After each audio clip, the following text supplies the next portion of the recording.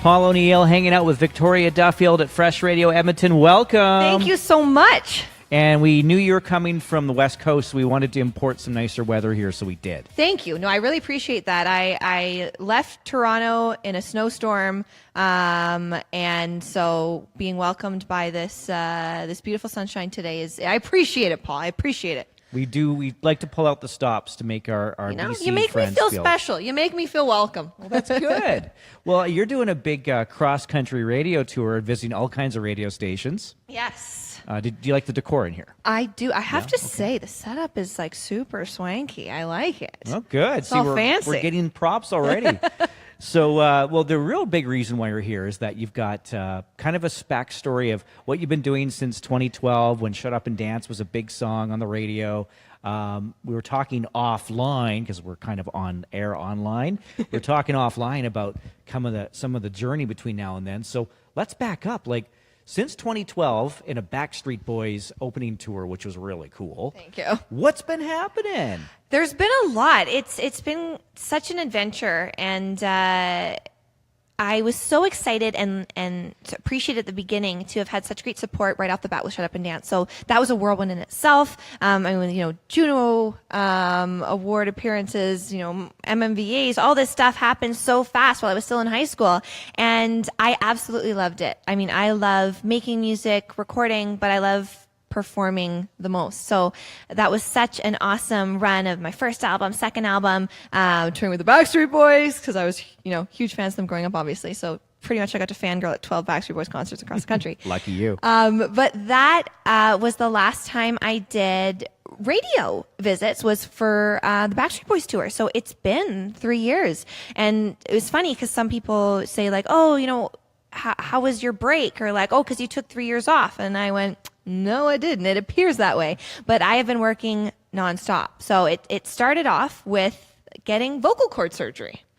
So that was not the way I thought I would be starting working on my third album, but I blew out my voice, and I had lumps on my vocal cords. I had to get those removed, and it was a very scary time because it was at a point where I couldn't sing anymore with how my vocal cords were, but getting the surgery, there's a chance I could never sing again. So made it through the surgery, recovered, and then I began my journey and my hunt for my sound. What direction did I want to take my next album?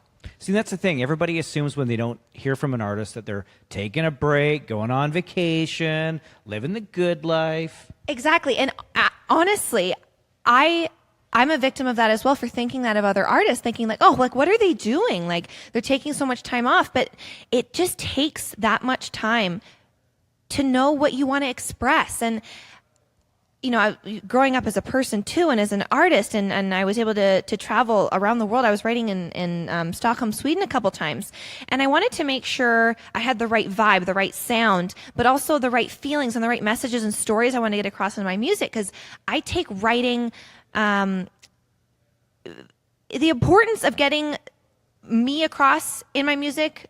It's very important to me. So I want my fans to listen to my music and get a sense of Victoria. Who am I? I express it through, Facebook, Instagram, and everything. So I want them to get that through my music. So I wanted to make sure everything coming through the songs I'd stand behind and know, like, yeah, that's me right now. So I wrote 100 songs over a span of 3 years and went through many emotions. I mean, some of the songs were happy songs. Some of them were going through breakups and being angry. And it came to a point last summer, I met this new team to write with, and I was so happy. I was just feeling so good and so happy with where I was. And I think that's why the album came together then. It was just meant to be, because I felt so comfortable with myself as an artist and as a person. And I think you can feel that energy and that excitement through my album, which is called Day One. Now, the single that's out now is called Wow. That's right, Paul. And wow. What does Wow mean to you?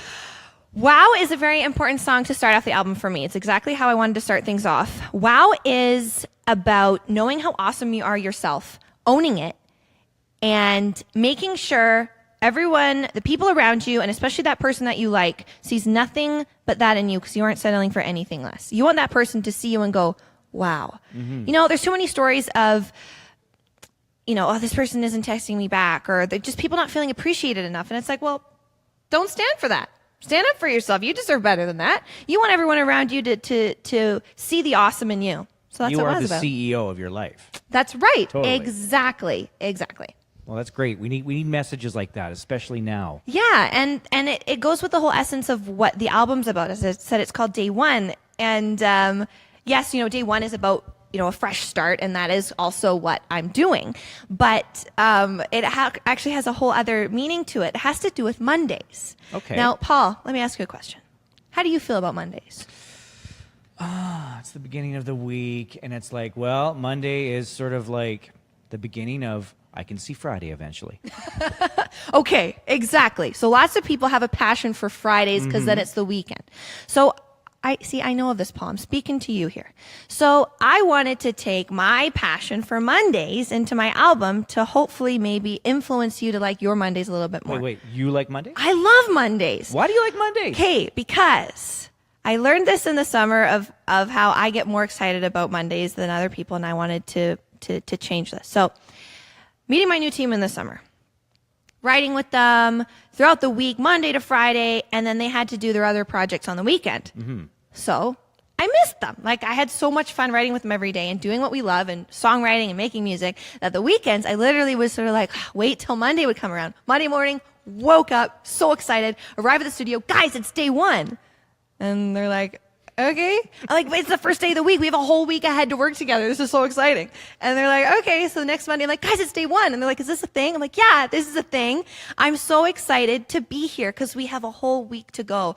And I also realized it myself. So I thought, wow, so many people love Fridays because they can't wait for the weekend. What if you wake up on your Monday morning, and some people, it can't be like their job. Maybe they don't, wake up Monday morning stoked for their work week ahead, but find something else in your Monday morning to wake up and be excited about. Have a certain special kind of jam on your cereal, Coffee. or coffee. Put a little bit of sugar in your coffee extra on a Monday morning, or dance around a wow. Like, find something to wake up to be excited about to start your week off. So Mondays are Day One for me, and it's part of my whole thing. Let's embrace our week and be excited about what we do. I love that, because on Monday here, it was snowing like 3 inches on the ground, and nobody was going, wow. Nobody was going, I can't wait for Day One. But you know what? An attitude like that would have made me look forward to something like that. So Exactly. That is awesome. Thank you, Paul.